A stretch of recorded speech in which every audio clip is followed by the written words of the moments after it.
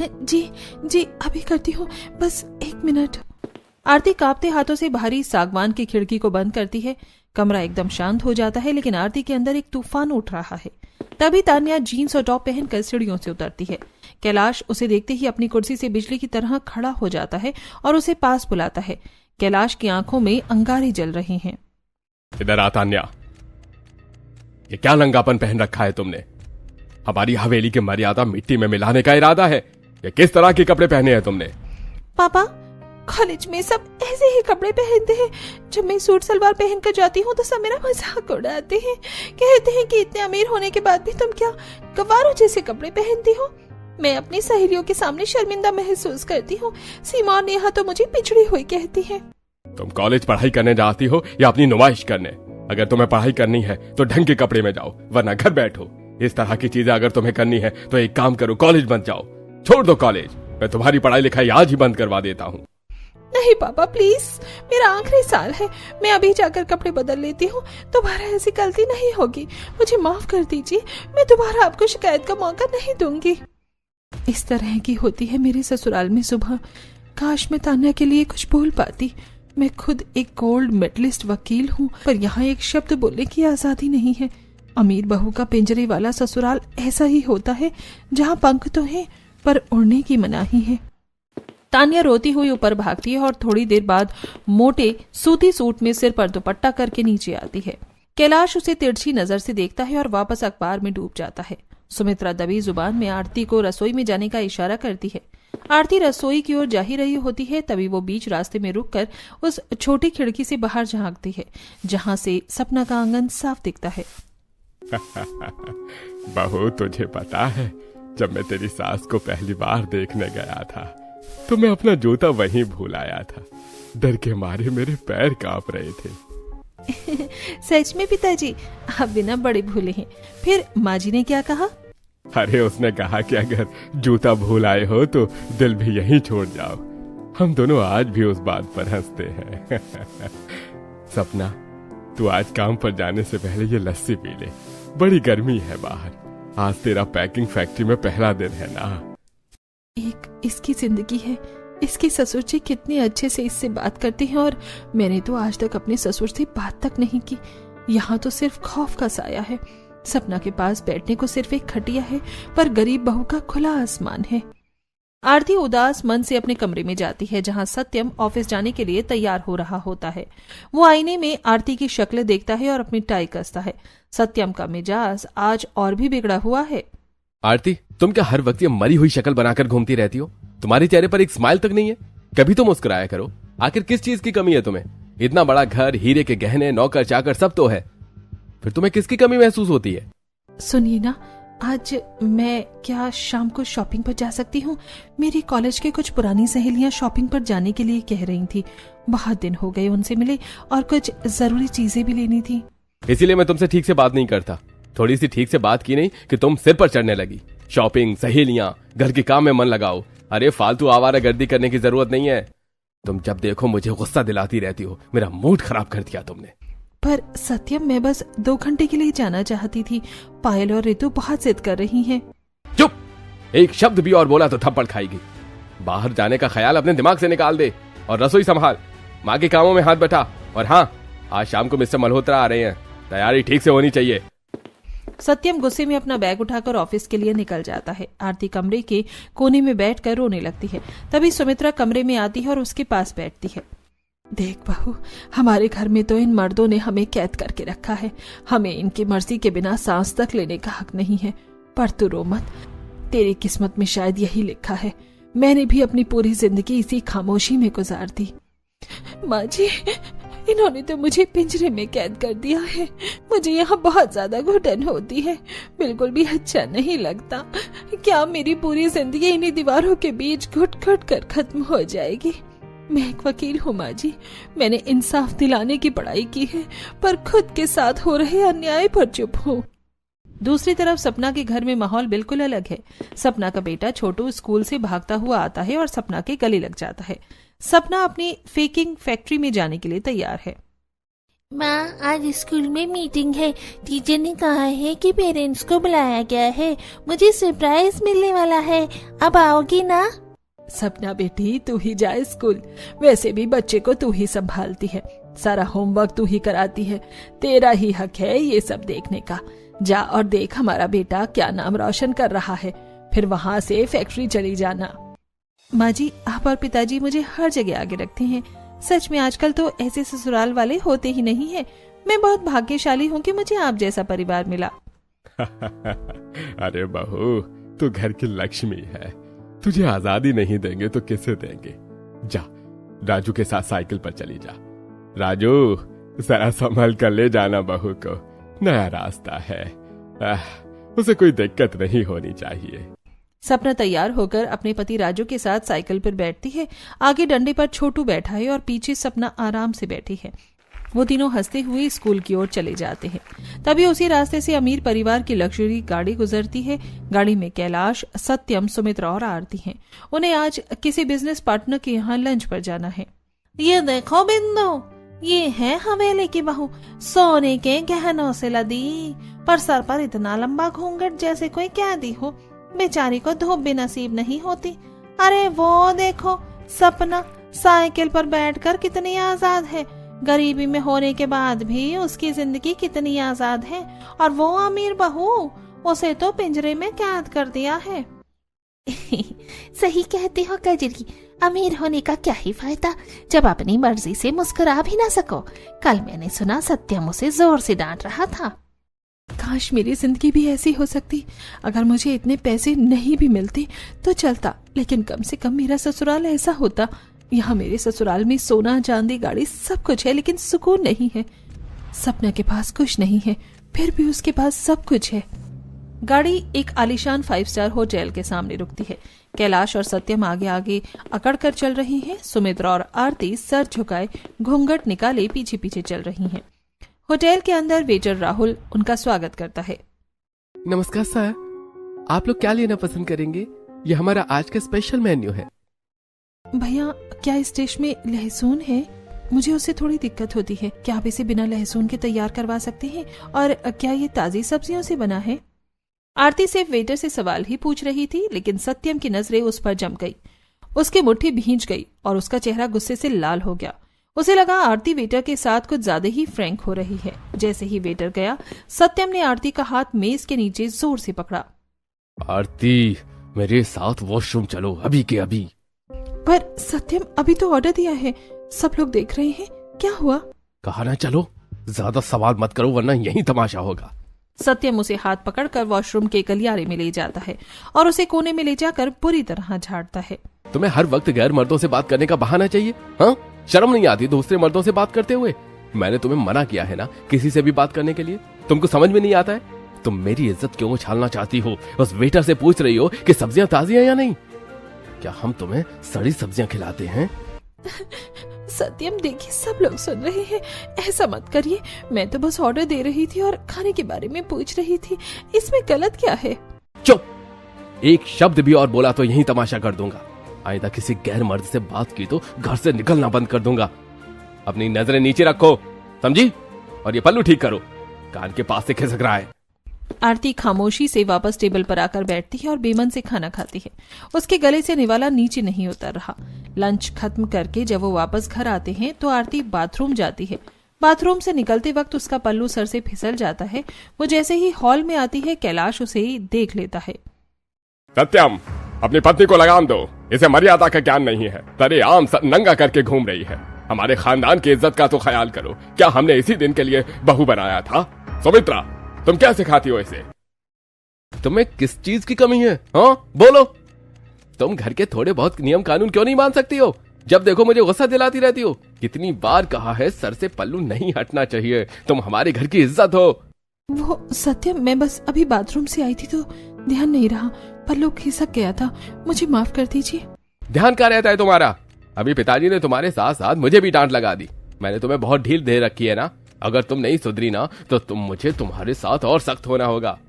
आरती उदास होकर सिर पर पल्ला रख लेती है। बेटा, मैं समझ सकती हूँ, अब क्या ही कर सकते हैं, यही हमारी जिंदगी है। इन लोगों के सामने जुबान मत लड़ाया करो, वरना आग में घी डालने का काम होगा। अगले दिन आरती के मम्मी पापा हवेली आते हैं। वो अपनी बेटी से मिलने के लिए बहुत बेताब हैं। उनके हाथ में कुछ मिठाइयाँ और आरती के पसंद के फल हैं।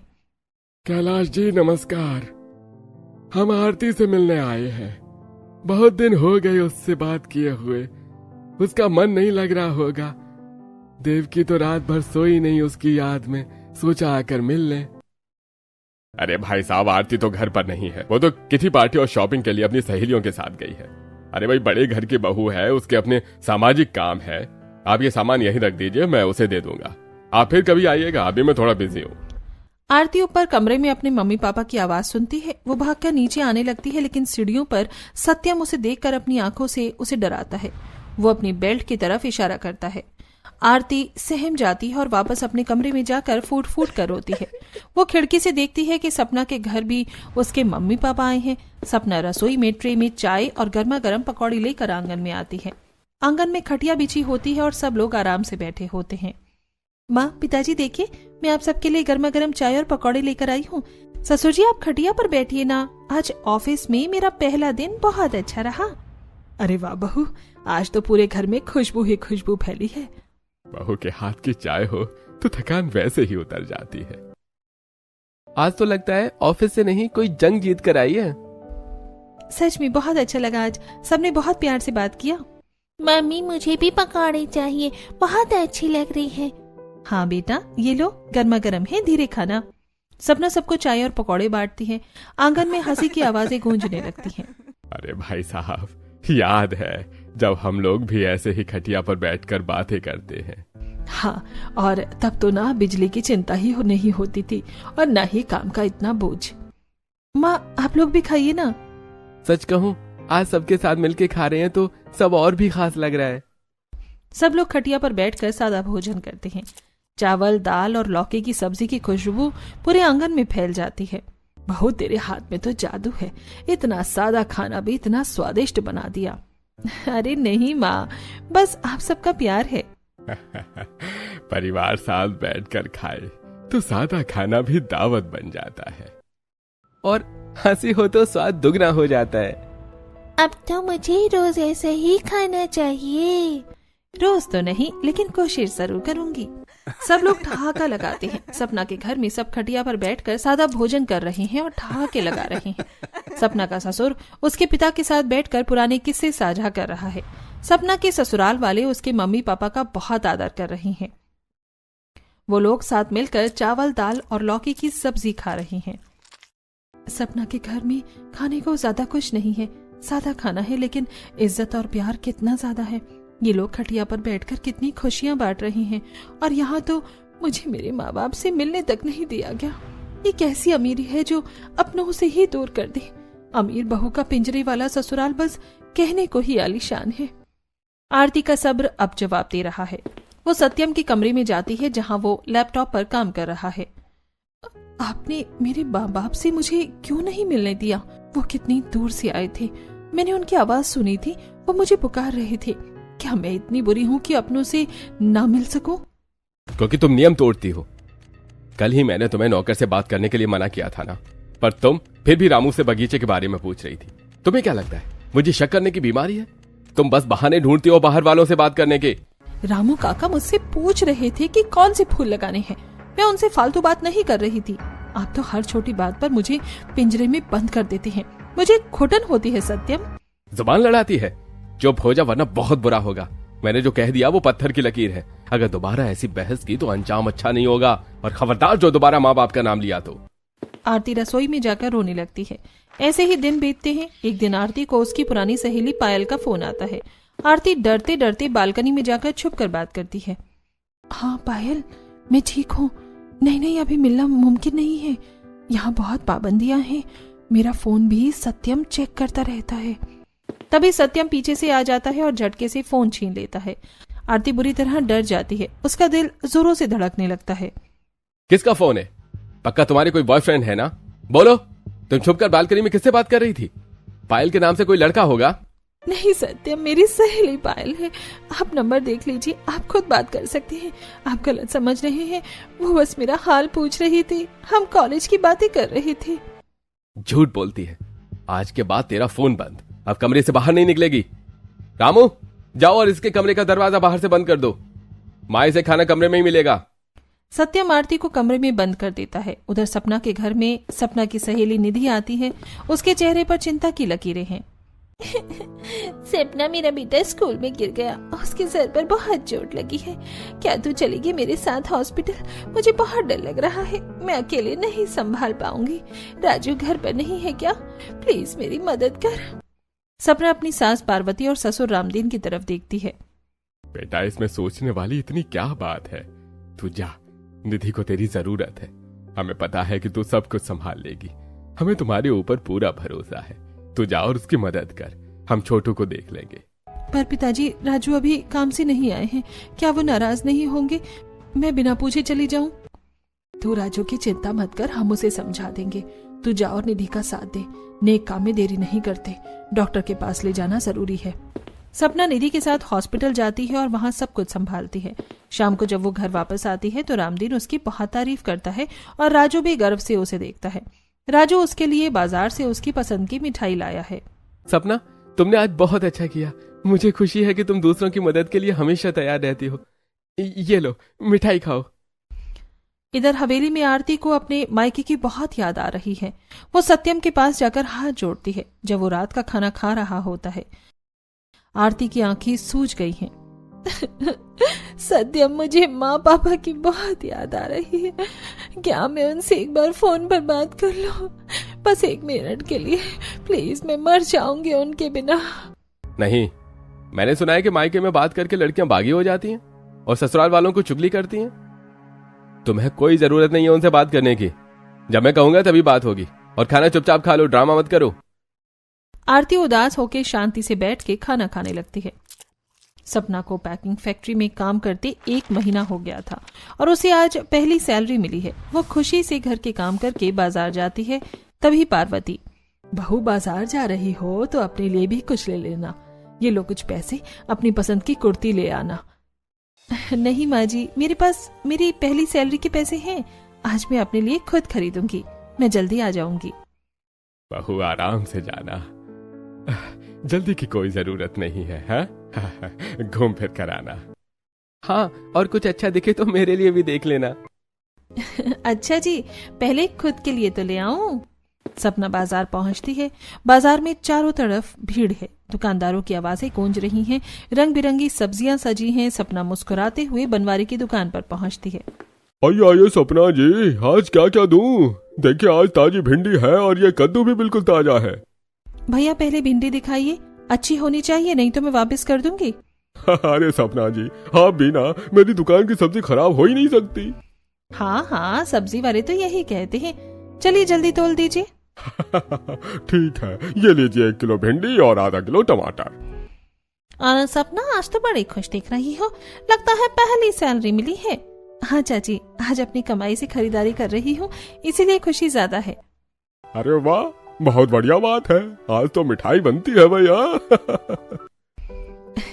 मिठाई भी खा लेंगे। पहले ये बताइए, कुर्ती वाली दुकान कहाँ है जहाँ सेल लगी है?